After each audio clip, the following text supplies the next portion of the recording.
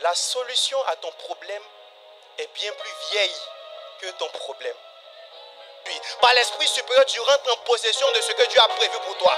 Par l'Esprit supérieur, tu rentres dans l'accomplissement de ta destinée. Par l'Esprit supérieur, tu rentres dans l'accomplissement. Je veux dire à un enfant de Dieu, quelle que soit la quelquesualité de ta situation, par l'Esprit supérieur, tu vas vaincre les opposants.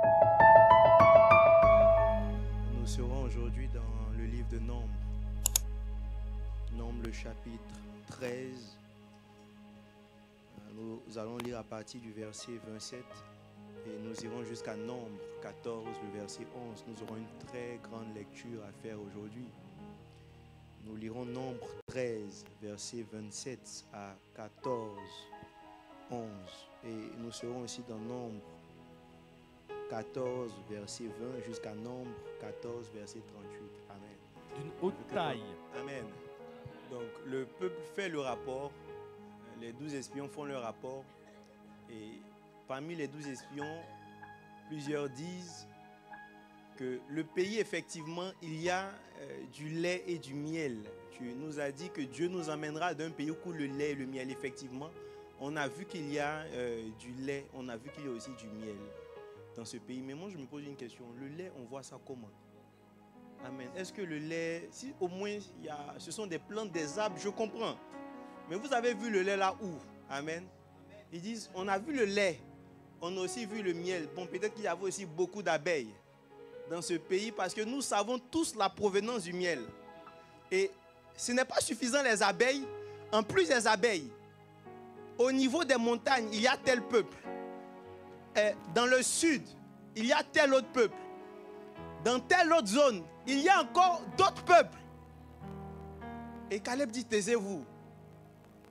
Nous irons et nous serons vainqueurs. Et quand Caleb dit, taisez-vous, il y a d'autres qui disent à Caleb, Caleb aussi, tais-toi. Amen. Caleb, tais-toi. Parce que ceux qu'on a vus sont des géants. Sont tous des personnes de haute taille. Amen. Et on lira le verset 33, le dernier verset, avant d'aller à 14. Amen. Donc retenons, il dit, nous étions à leurs yeux, d'abord à nos yeux. Donc il dit effectivement, mais les fils d'Anak, de la race des géants, nous étions à leurs yeux, à nos yeux d'abord, et à eux-mêmes, leurs yeux comme des sauterelles. Amen. Donc c'est le peuple d'Israël qui dit qu'à eux-mêmes leurs yeux, ils sont comme des sauterelles face aux fils d'Anak. Et aux yeux aussi des fils d'Anak qui sont comme aussi des sauterelles. Amen. Bon, je n'arrive pas à comprendre comment à lui ses yeux il est comme sauterelle devant quelqu'un. Je ne sais pas, est-ce que vous comprenez aussi cette partie-là? S'il dit que nous sommes aux yeux des fils d'Anak comme des sauterelles, je peux comprendre.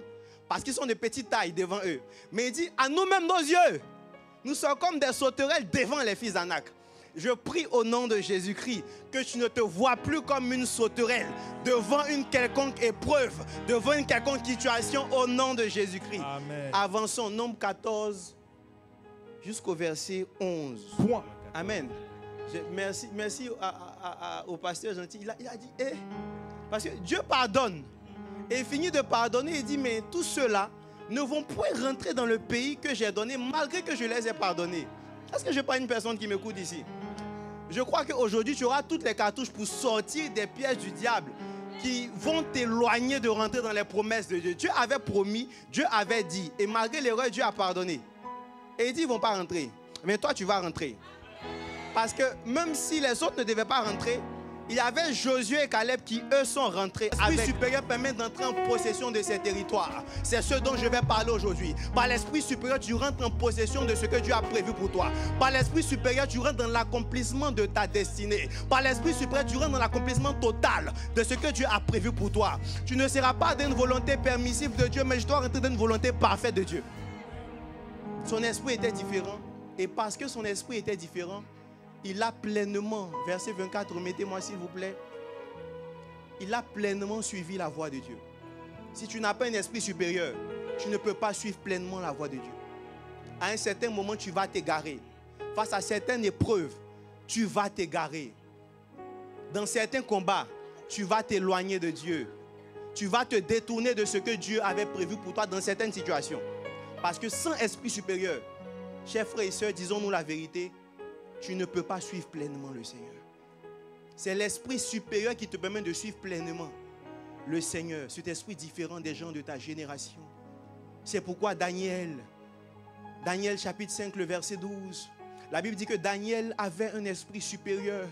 Et parce qu'il avait un esprit supérieur, quand il était à Babylone avec ses 3 compagnons, tout le monde a mangé à la table du roi. Tout le monde s'est souillé avec des mets qui étaient soigneux. Mais Daniel, lui, n'a pas regardé à la beauté de ces plats-là, n'a pas regardé à sa faim intérieure, à sa gourmandise. Il n'a pas regardé même au conseil que le chef des eunuques lui donnait. Mais Daniel a dit, non, non, non, je ne goûterai pas de ce pain-là. Parce qu'il avait un esprit supérieur. Ce n'est que par l'esprit supérieur que tu peux rester pleinement dans le plan de Dieu jusqu'à la fin de ta vie. Ce n'est que par l'esprit supérieur que peu importe les attaques, tu ne vas pas t'éloigner. Je veux dire à un enfant de Daniel, une génération de Caleb, une génération de Josué, qui vont eux aussi suivre pleinement la voie. Si je parle de toi, tu vas crier Amen fort. Amen. Au sorti d'ici, tu ne vas pas suivre les miracles, tu vas suivre la voie de Dieu. Est-ce que je parle ici à quelqu'un qui m'écoute? Tu ne vas pas suivre, je ne sais pas quoi, les conseils des personnes même qui échouent. Tu écoutes les conseils de personnes, même eux-mêmes ils ont fini. Et c'est... Merci, j'aimais Stéphane, mon fils, il dit que lui, il n'écoute pas, ses coachs ne sont pas ailleurs. Tu as écouté les conseils des coachs sur les réseaux sociaux, où est-ce que ça t'a emmené jusqu'à aujourd'hui? Tu as suivi ta propre voie, tu as suivi tes propres conseils. Tu étais dans toutes les communautés de suiveurs de coach, mais ça ne t'a pas envoyé quelque part. Mais aujourd'hui, tu vas suivre le meilleur influenceur de tous les temps. Tu vas suivre celui qui a le plus grand nombre de followers dans le monde. Il s'appelle l'Éternel des armées, le lion de la tribu de Juda. Il est le roi des rois, il est le Seigneur des seigneurs. Et par lui, en le suivant, tu vas marcher pleinement dans la voie de Dieu. Tu vas marcher pleinement dans la voie de Dieu. Tu vas marcher pleinement dans la voie de Dieu. Ce dont nous allons parler aujourd'hui n'est pas faire, je ne sais quoi, un culte de quoi que ce soit, l'apanage. On ne va pas rentrer dans plein de choses. L'esprit supérieur, c'est l'esprit qui te fait suivre pleinement Dieu. L'esprit supérieur, c'est celui qui te fait suivre pleinement Dieu. Caleb avait un esprit supérieur, il a suivi pleinement. Il est possible de suivre encore pleinement Dieu aujourd'hui. Il est possible de marcher dans les pas du Seigneur. Il est possible de marcher dans le plan de Dieu, étape après étape, jusqu'à l'accomplissement total. C'est ça, l'esprit supérieur que nous prêchons. Il n'est donné que par le Saint-Esprit de Dieu, qui est notre guide, qui nous enseigne, qui nous montre le chemin à suivre, qui nous parle et qui nous emmène jusqu'à l'accomplissement des promesses de Dieu. C'est tellement fort que ça bouillonne en moi. Je ne peux même pas finir le passage. Amen.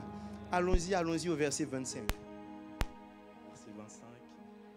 Les Amalécites et les Cananéens habitent la vallée.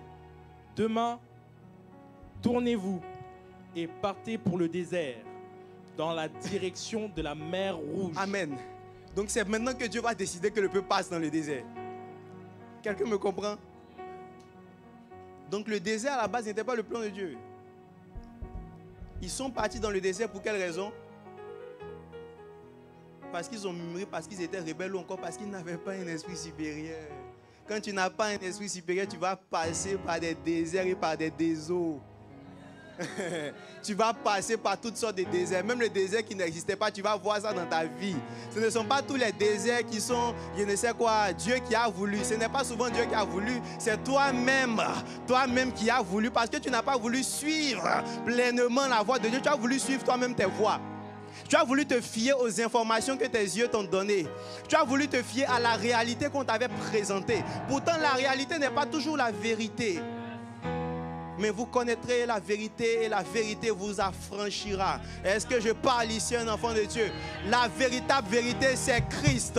La véritable vérité, c'est Christ. Tu as suivi tes propres projets. C'est pourquoi tu es rentré dans certains déserts. Il dit, direction désert. Sinon, Canaan n'était pas loin. Canaan était à côté. Même aujourd'hui, les amis, Israël et puis Égypte, c'est comment? C'est pas loin, amen. Mais comment on peut faire 40 ans pour arriver un pays qui a porté à quelques pas? Ils ont marché jusqu'à quand Dieu a été obligé de faire une autre catégorie de miracles. Parce qu'ils ont marché et, bien aimé, c'est avec leurs mêmes vêtements, leurs mêmes chaussures, qu'ils ont marché pendant 40 années dans les déserts. Et ceux qui sont rentrés en possession ne sont pas ceux qui étaient déjà âgés, ce sont des enfants. Donc c'est-à-dire qu'au fur et à mesure qu'ils avançaient, les vêtements aussi avançaient sur eux. Au fur et à mesure qu'ils avançaient, les chaussures aussi avançaient. Il y a des miracles bizarres que tu fais, Dieu, il est obligé de faire à cause de désobéissance. Quand nous lisons Deutéronome 8, on aime la manne. Moi, j'aime trop la manne, j'aime trop la manne, j'aime trop la manne. C'est-à-dire, Dieu a fait descendre une nourriture, ils ont dit, mais qu'est-ce que c'est? Mais en réalité, la manne n'est pas le plan parfait de Dieu. C'est pourquoi dans Deutéronome, le chapitre 8, je pense vers le verset 17, Dieu a dit aux enfants, je vous ai donné la manne là, c'était pour vous humilier. Christ, trouve-moi ça et puis plaque-moi le verset. Donc la manne qui était une belle nourriture qui tombait du ciel, elle était pour les humilier. Donc il y a des miracles même qui arrivent dans la vie, c'est pour t'humilier. Souvent tu dis, oh Dieu, voici ce que Dieu a fait pour moi. Voici l'action de Dieu. Je suis le meilleur Major One de ma génération. Hey, mais il y a des prophéties que Dieu te donne, c'est seulement pour t'humilier. Il y a des choses que Dieu fait, c'est seulement pour t'humilier. Mais je crois et je déclare au nom de Jésus. C'est ça, verset 7. Il dit qu'il t'a fait manger la manne dans le désert inconnu à tes pères afin de t'humilier et de t'éprouver pour te faire du bien. Mais toi, tu ne seras pas dans des miracles humiliants. Tu ne seras pas dans des miracles éprouvants. Tu ne connaîtras pas des actions éprouvantes. Mais je te vois rentrer dans le plan total, le plan parfait de Dieu dans le nom de Jésus. Tu ne passeras pas par des déserts où tu connaîtras l'humiliation, mais tu iras jusqu'au bout. Tu ne vas pas t'égarer en chemin, mais tu rentreras pleinement dans le plan de Dieu à cause de l'Esprit supérieur. Si je suis en train de te parler, est-ce que tu peux pousser ton meilleur des Amen? Amen. Oh Seigneur Jésus, Seigneur Jésus. Revenons à notre passage et nous allons finir la lecture. C'est seulement l'introduction. Amen. Revenons à notre passage, s'il vous plaît.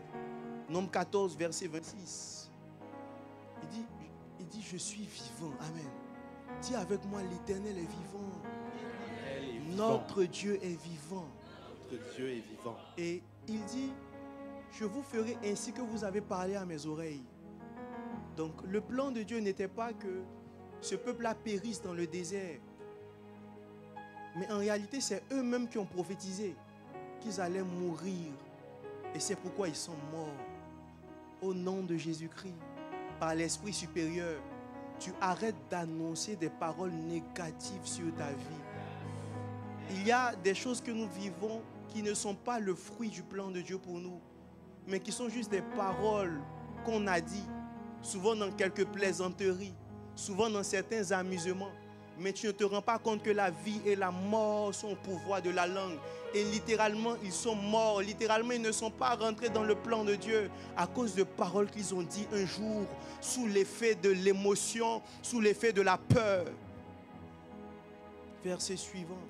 Remarquez bien ce passage. Dieu dit, vos petits enfants que vous avez méprisés, c'est eux qui vont rentrer. Si vous étiez comme des sauterelles, vos petits-enfants étaient comme des petits des sauterelles. Donc, ils ont dit que nous étions face aux fils d'Anna comme des sauterelles. Amen. Et eux-mêmes, leurs petits-enfants sont à leurs yeux comme des sauterelles. Est-ce que je parle à une personne? Donc, les petits des sauterelles. Donc, ils étaient comment? Je ne sais pas comment je vais expliquer ça, mais ils étaient petits des petits. Amen. Donc, tout le monde a dit que ces enfants-là, ils allaient être détruits rapidement.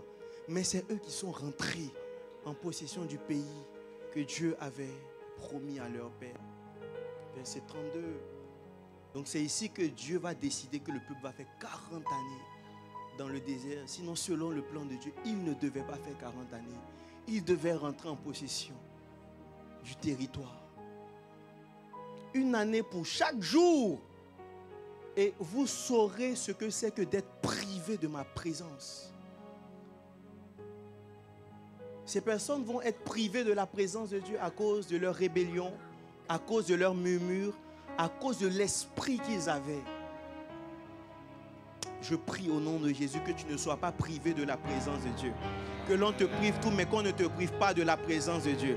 Parce que c'est par la présence de Dieu que tu rentres en possession de ton héritage. C'est par la possession de Dieu que tu rentres dans l'accomplissement total de ce que le Seigneur a dit pour toi. Et tu vas rentrer pleinement. Tu vas rentrer pleinement. Tu vas rentrer pleinement parce que tu es de la race de Josué et Caleb qui avaient un esprit différent, qui avaient un esprit supérieur. Oh, merci Seigneur. Verset 35. Nous venons de lire cette histoire du peuple d'Israël qui venait de sortir d'une grande victoire. Ils ont été esclaves pendant des centaines d'années en Égypte. Et par la grâce de Dieu, ils ont brillamment vaincu la plus grande puissance de cette période qui s'appelle l'Égypte. Et quand ils ont vaincu l'Égypte, ils devaient maintenant rentrer à Canaan. Moïse va envoyer 12 espions, chacun issu d'une tribu d'Israël. Et quand ces 12 espions vont partir, ils vont revenir en faisant un compte rendu de la mission. Il y avait 12 espions, mais il y avait 10 à part, il y avait 2 autres qui étaient différents. Ces 12 espions ont vu la même chose, mais le témoignage des espions était différent. Donc parmi les 12 espions, il y avait 2 catégories. Il y avait la catégorie de, je vais prendre juste le nom de l'un, le premier des 12 espions, celui qui venait de la tribu de Ruben, il s'appelle Chamois. Donc on va supposer que c'est lui qui est le chef. Donc il y avait le groupe de Chamois et il y avait le groupe de Caleb.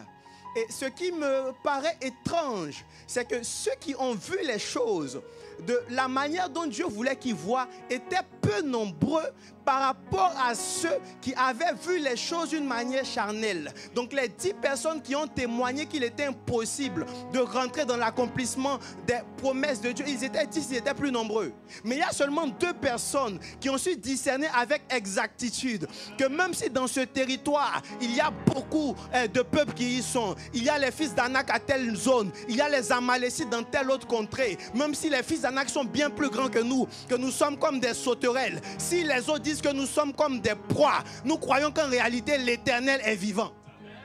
Et c'est ainsi que Caleb va dire l'Éternel est vivant et nous rentrerons en possession de ce pays-là. Je veux dire ici à un enfant de Dieu que tu vas rentrer en possession de ce pays parce que l'Éternel est vivant.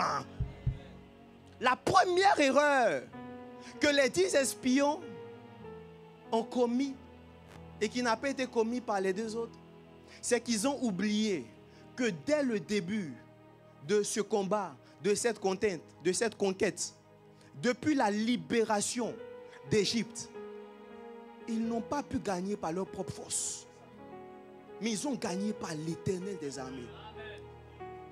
Quand Dieu a divisé la mer Rouge et qu'ils sont passés, juste après ça, ils arrivent maintenant à l'entrée de Canaan. Et ce qui est bizarre, c'est qu'à ce moment, après un miracle que Dieu vient de faire, ils oublient. Et ils ne disent plus, le Dieu qui nous a fait passer, qui nous a fait traverser la mer Rouge, nous fera rentrer en possession. En réalité, chers frères et sœurs dans le Seigneur, nous donnons généralement une importance à nos problèmes qu'ils n'ont pas. En fait, tu as trop surestimé le problème là. Cette situation, tu l'as trop surestimée. Entre des géants, fils d'Anak, donc on connaît même leur père, et la mer Rouge, qu'est-ce qui est dangereux? On connaît leur père, donc on sait d'où ils viennent. Toi, tu connais le père, la mère de la mer Rouge? Entre la mer Rouge et les fils d'Anak, qu'est-ce qui était plus dangereux? Qu'est-ce qui tuait le plus de personnes? C'était ce courant d'eau qui s'appelle la mer Rouge. Est-ce que normalement des hommes peuvent marcher, traverser la mer Rouge? Cela est impossible. Mais quelle que soit la taille de ton adversaire, tu peux le vaincre. Amen. Quelle que soit la taille, quelle que soit la grandeur, tu peux le vaincre. Mais ils ont fait cette erreur. Ils ont surestimé les fils d'Anak. Ils ont sous-estimé Dieu et ses anciens miracles. C'est pour ça qu'ils se sont rebellés contre Moïse. Il a dit, mais pourquoi vous vous rebellez contre moi?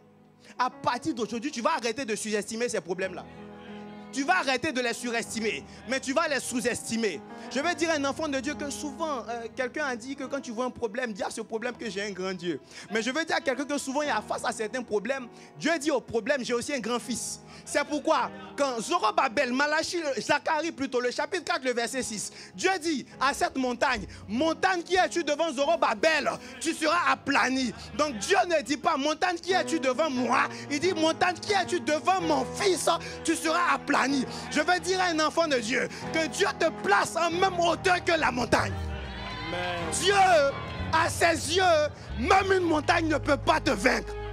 Alors, si tu peux vaincre une montagne, ce n'est pas un fils d'Anak que tu ne vas pas vaincre. C'est pourquoi j'aime Ésaïe quand il a dit que l'Égypte n'est pas divine, mais elle est humaine. Et tant qu'elle est humaine, elle peut être vaincue. Tant que l'adversaire est humain, il peut être vaincu. Tant que l'adversaire est humain, il peut être vaincu. Tant que l'adversaire est humain, il peut être vaincu. Mais ce qui me choque, c'est que même si l'adversaire n'est pas humain, il sera encore vaincu. Parce que Satan n'est pas un homme, mais il a aussi été vaincu. Satan n'est pas un homme, mais il a aussi été vaincu. Donc peu importe la dimension, la nature de l'adversité, je crois dans le nom de Jésus-Christ que tu seras vainqueur. C'est ça l'esprit supérieur. David avait un esprit supérieur. David avait un esprit supérieur. David était en avance. C'est ça l'esprit supérieur. Tu es en avance avant les gens de ta génération. Tu comprends des choses que les gens de ta génération ne comprennent pas. Et c'est ce qui caractérise ta vie. Chers frères et sœurs, ici c'est une question de conquête de territoire. Mais ce ne sont pas des œuvres qu'ils ont fait pour gagner le territoire. Ils n'ont pas fait des deals avec les Amalécites. Ils n'ont même pas combattu, fait des guerres.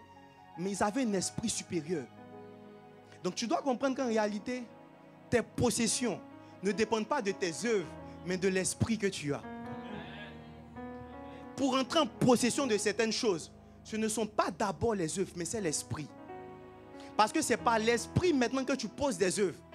Ils ont murmuré. Ils se sont rebellés contre Dieu. Et Dieu parle de Caleb qui avait un esprit différent. Donc au-dessus des actes, Dieu regarde l'esprit. Est-ce que mon frère, tu me comprends? Dieu voit d'abord l'esprit avant les œuvres. Donc Dieu voit la mentalité que tu as avant les œuvres. Donc ta mentalité est plus importante que tes œuvres parce que c'est ta mentalité qui détermine les œuvres que tu vas poser. Et David avait une mentalité supérieure, une mentalité de vainqueur, une mentalité de conquérant. Parce que l'Éternel a dit, avec Dieu nous ferons des exploits, car c'est lui qui écrasera nos ennemis. C'est pourquoi quand... Et une autre chose que je vais te dire, si l'adversaire à vaincre est à ta hauteur et que tu gagnes le combat, peut-être que ce n'est pas Dieu. Si tu es face à un combat que tu penses vaincre et puis tu le vains facilement, je ne sais pas si c'est l'Esprit de Dieu.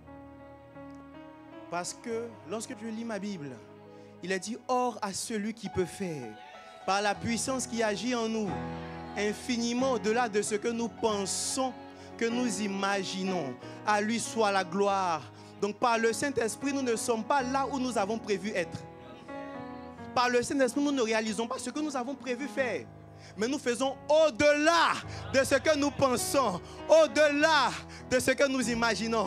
Et je vous ai dit tout à l'heure que l'Esprit supérieur, il est donné par le Saint-Esprit. C'est quand l'Esprit de Dieu en toi et qu'il agit, qu'il change ta mentalité. En réalité, nous prêchons d'abord pour que les mentalités changent. Le combat que nous menons, je n'ai pas oublié David, je viendrai tout à l'heure. Le combat que nous menons, c'est d'abord pour que des mentalités changent. Le combat spirituel, les amis, ce n'est pas d'abord pour tuer les sorciers. C'est pour changer les mentalités. Le premier combat qui est fait, même quand tu donnes ta vie au Seigneur, c'est de changer la manière dont tu penses. Quand l'Esprit de Dieu vient dans ta vie, première chose, il ne vient pas pour te donner la puissance même. Il vient pour changer la manière dont tu penses. C'est ça le premier rôle de l'Esprit de Dieu. Avant, tu pensais que tu ne pouvais pas vivre sans commettre ce péché. Quand tu étais face à une situation, tu réagissais d'une manière. Mais quand l'Esprit de Dieu vient habiter en toi, tu réagis différemment. Parce que l'Esprit de Dieu s'attaque d'abord à la manière dont tu penses. En réalité, si. Parce que chacun agit selon la manière dont on pense. Il y avait 10 espions. Chacun a parlé selon la manière dont il pensait. C'est pourquoi quand tu vois Agnès, mais tu verras comme le Seigneur le voit. Or à celui qui peut faire, par la puissance qui agit en nous, infiniment au-delà de tout ce que nous pensons et imaginons, à lui soit la gloire. Quand tu es conscient que ce combat, ce n'est pas toi qui le mènes, mais c'est Dieu, tu ne peux pas t'accorder la gloire, mais tu accordes la gloire à Dieu. Quand tu es conscient que ce que tu fais, ce n'est pas toi, mais c'est Dieu. C'est pourquoi j'ai mon père spirituel. Quand il y a des trucs, il dit, mon fils, on coule sur une grâce.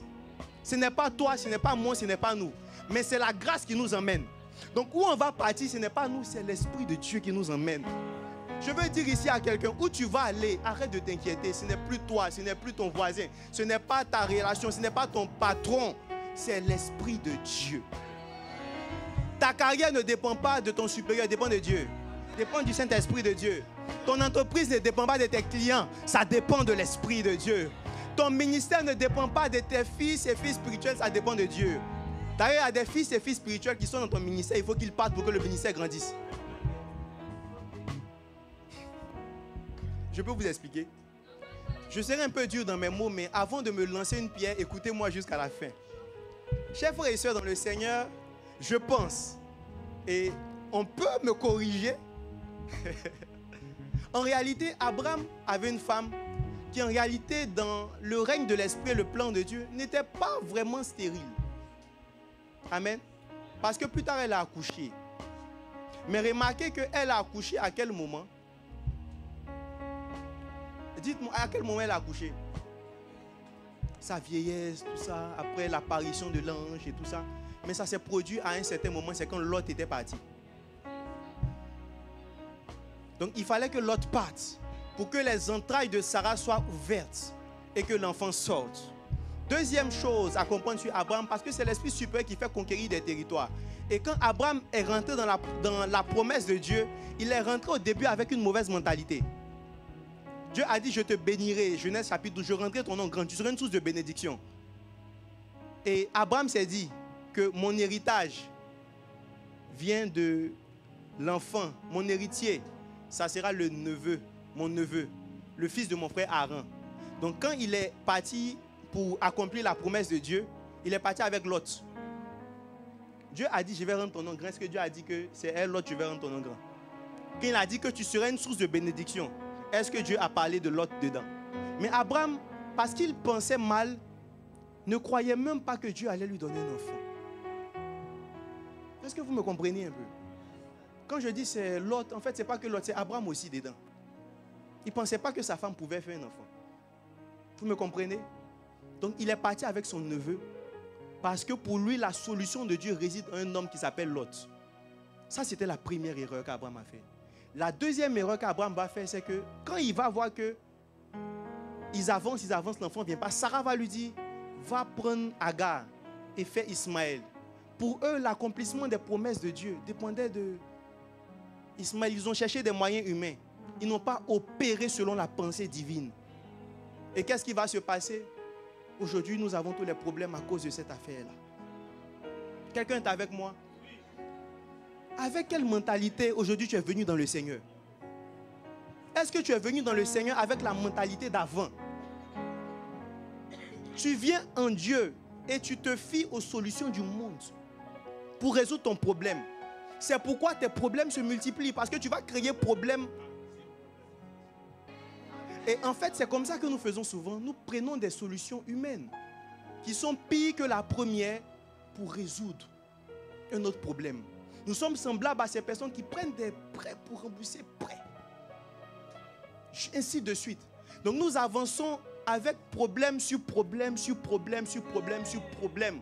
Parce que la manière dont nous pensons n'est pas la manière dont l'Esprit de Dieu veut que nous pensions, mais nous pensons de la manière humaine, charnelle.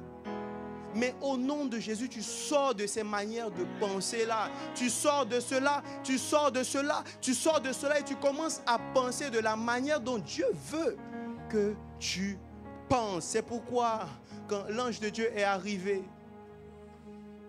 et qu'il a dit à Abraham, l'année prochaine, à la même période, tu auras un enfant. Et parce que l'enfantement de Sarah n'était pas un problème physique, était un problème spirituel, effectivement, selon la prophétie, la parole de l'ange de l'Éternel, Sarah a conçu. tu concevras aussi. Tu réaliseras aussi. Ça va marcher aussi. Parce que ce n'est pas une situation qui est physique, c'est une situation qui est spirituelle. Et tout ce que nous vivons sur la terre est d'abord spirituel avant d'être physique. Donc tu domines spirituellement avant de dominer physiquement. Tu domines d'abord dans le monde de l'esprit avant de dominer dans le monde physique. La preuve est que chaque produit qui existe sur la terre vient de l'imagination de quelqu'un. Donc même pour mettre en place un produit technologique, ça vient de la pensée. Ça vient de la pensée, ça vient de la pensée. Est-ce que je peux te choquer un peu? C'est pourquoi en réalité, chers bien-aimés dans le Seigneur, le premier homme de Dieu qui a lu sur une tablette, ce n'est pas moi, mais c'est Moïse. Parce que Moïse a lu sur des tables de la loi. Donc avant que les êtres humains même ne créent des tables de la loi, Dieu avait déjà créé. Donc avant même que l'on se rende compte que le problème c'est que si j'ai oublié ma Bible, comment je fais pour lire? Donc on est parti faire, on a mis l'application Bible dedans. Mais Moïse, avant même qu'il y ait la Bible, c'est Moïse même qui écrit les 5 premiers livres de la Bible. Et il lisait avec des tables. Pourquoi? Parce qu'en réalité, chers frères et sœurs dans le Seigneur, la solution à ton problème est bien plus vieille que ton problème. Je te laisse méditer dessus pendant 30 secondes. Peut-être que tu as dit Amen, mais tu n'as pas bien compris. La solution à ton problème est bien plus vieille que ton problème. Donc je veux dire à un enfant de Dieu ici, quel que soit le problème que tu as, calme-toi. Calme-toi. Fais ce geste, ça fait comme ça. Calme-toi. Dis à ton problème, calme-toi. Parce que la solution existe avant ton problème. Et la solution est l'Éternel des armées. Et je vous disais que David avait un esprit supérieur. Et je vais l'expliquer en des choses simples. Vous savez, les 10 espions étaient face à des géants et ont eu peur. Pour ça, ils ne sont pas rentrés en possession du territoire. Mais après eux, David, lui aussi, a été face à un géant. Et Saül et toute l'armée pensaient que Goliath ne pouvait pas être vaincu. C'était une erreur. David était convaincu que Goliath pouvait être vaincu. C'est pourquoi il n'a pas hésité à aller vers ce combat. Il a dit, qui est ce circoncis-là? Et il allait vers Goliath pour le vaincre. Souvent, tu regardes à la grandeur des problèmes par lesquels tu passes. Et selon ta mentalité, tu émets un avis. Vous savez qu'un problème est grand. Il est vraiment grand. Même si tu dis il est petit, il est grand. Hein? Amen. Même si tu dis il est petit, il est grand. Il faut dire mon Dieu est grand. Et puis moi-même là, Dieu dit que je suis grand que le problème. Est-ce que vous me comprenez? Donc Goliath était grand vraiment. Hein. Les fils d'Anak étaient... Un jour, j'ai parlé à quelqu'un, il dit, mais voici la compte sur Dieu. Il dit, non, je souffre. Il dit, je sais que tu souffres, je sais que c'est réel, mais Dieu, il dit... Donc je sais que tu souffres, je sais que ton problème est grand. Mais dans ce problème se cache la solution. Tout est une question de mentalité. Goliath était grand. Pour tout le monde, l'esprit supérieur, souvent beaucoup de personnes ne l'ont pas. Et ici, David était le seul à avoir l'esprit supérieur. Les autres membres de l'armée ont été formés en guerre. Ils connaissaient l'art de la guerre, mais n'ont pas pu vaincre Goliath. L'esprit supérieur ne s'acquiert pas à l'école. S'acquiert par le Seigneur. Vous verrez que juste avant, le prophète Samuel était passé dans la maison d'Isaïe et avait oint David. Et après, il se retrouve face à Goliath. En réalité, l'onction de Dieu active l'esprit supérieur qui est en toi. Il y a plusieurs éléments qui activent. Il y a l'onction, il y a la bénédiction. Il y a la prophétie aussi qui va de pair. Je vais en parler tout à l'heure, à la fin.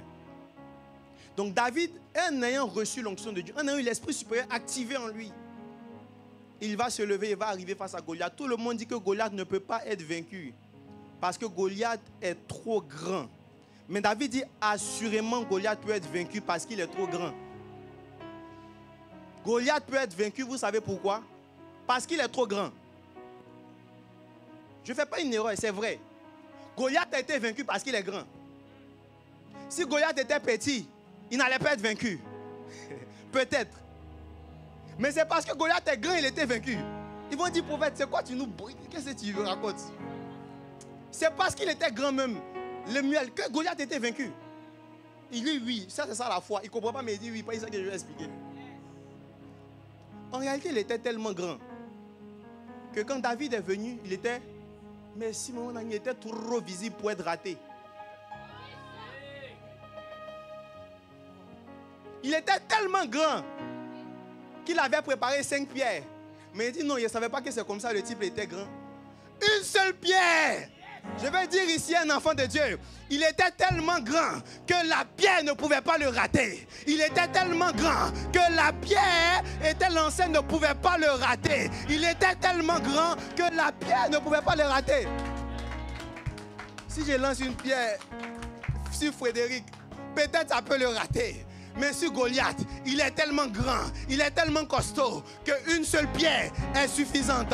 Je ne vais même pas rater mon coup parce qu'il est trop large. Donc même si ça veut dévier, sa grosseur fait que je vais l'atteindre. Je veux dire ici un enfant de Dieu, c'est ça la mentalité supérieure. C'est ça l'esprit supérieur. En réalité, ton problème est une solution.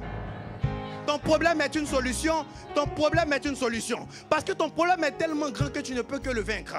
Goliath était tellement grand que la pierre ne pouvait que l'atteindre. Et la deuxième chose que je vais dire, c'est que Goliath avait lui-même prophétisé que David allait le vaincre.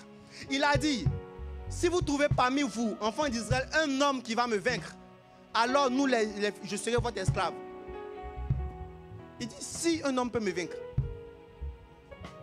Si un homme peut me vaincre, c'est ça non? S'il dit si, c'est que c'est possible. Même si la probabilité est petite, c'est que c'est possible. Donc Goliath est en train de prophétiser qu'il était possible de me vaincre. Tout le monde se disait qu'on ne pouvait pas vaincre Goliath. Mais lui-même Goliath disait, je peux être vincible.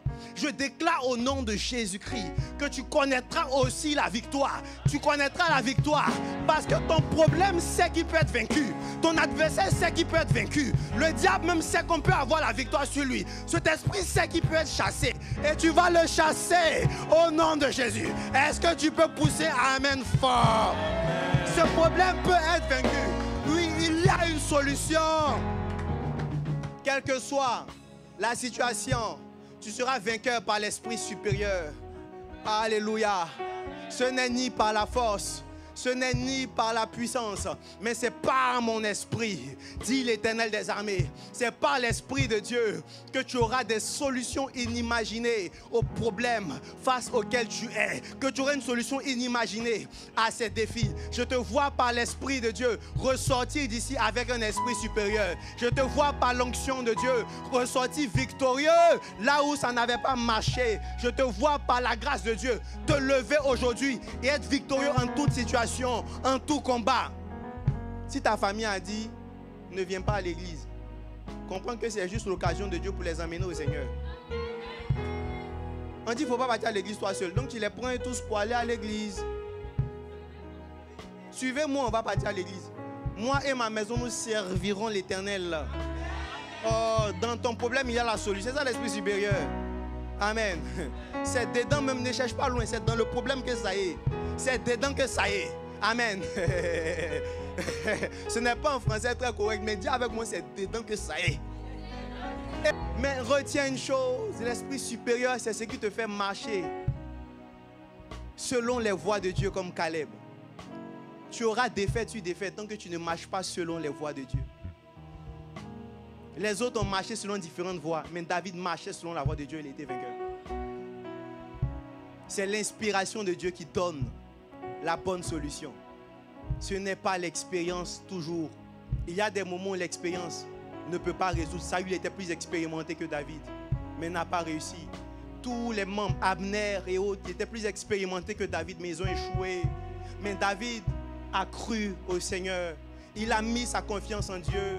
Je veux dire ici à une personne que tu as vu peut-être des promesses de Dieu tarder sans voir leur accomplissement. Peut-être même que tu te dis que la promesse n'arrive pas. Mais le problème, c'est ta mentalité. Parce que Caleb et Josué avaient un esprit différent des autres, avaient un esprit supérieur. Eux, ils sont rentrés dans l'accomplissement des promesses.